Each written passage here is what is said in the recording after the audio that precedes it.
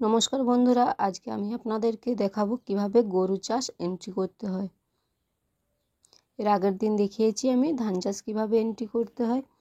প্রথমে আমাদেরকে কি করতে হবে, আনম্যাপড করতে হবে। এখানে গ্রাম পঞ্চায়েত সিলেক্ট হবে, ভিলেজ সিলেক্ট হবে, ওখান থেকে এসএইচজি নাম পাবেন। সিলেক্ট করার পর পোটেনশিয়াল লাখপতি দিদির নাম সিলেক্ট করতে হবে, সেভ অ্যান্ড কন্টিনিউ করুন।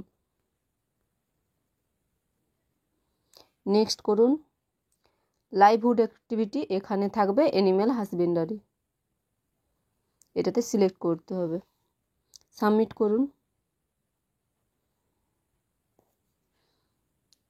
তিনটা ডটে ক্লিক করলে পাবেন লাইভহুড অ্যাক্টিভিটি, ওটাতে ক্লিক করুন। অ্যানিম্যাল হাজবেন্ডারি, ওটাতে ক্লিক করুন। Add activity, types of animal, এখানে বিভিন্ন রকম পশুর নাম পাবেন, তার মধ্যে সিলেক্ট করতে হবে কাউ। নাম্বারস অফ অ্যানিম্যাল, যার বাড়িতে সার্ভে করতে যাবেন তাকে জিজ্ঞাসা করে নেবেন তার বাড়িতে কতগুলো গরু আছে। আমি ধরে নিলাম 7টা। Recurring income source dairy egg wool, আমি এখানে ইয়েস করে রাখছি, কারণ আমরা গরুর থেকে দুধ পাই, সেটা লিখব। মোস্ট প্রোডাক্ট বিন সোল্ড, ওটা হবে মিল্ক। টোটাল প্রোডাকশন কতটা পরিমাণে হচ্ছে, এটা সবসময় কোয়ার্টারলি করতে হবে।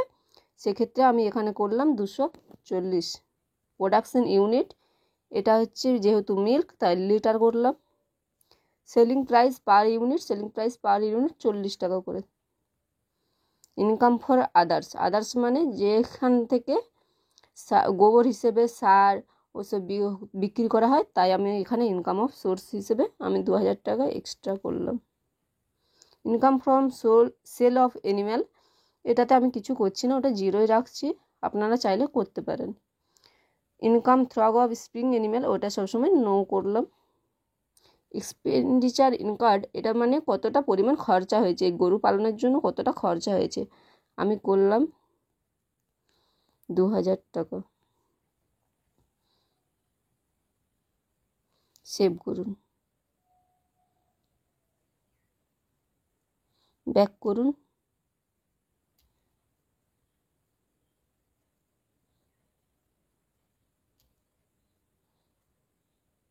এই যে গ্রিন কালারের চলে এসছে, তাহলে বুঝতে পারবেন যে এটা কমপ্লিট হয়ে গেছে। আপনাদের আরও কিছু জানার থাকলে অবশ্যই কমেন্ট করবেন। আজকের ভিডিও এই পর্যন্তই।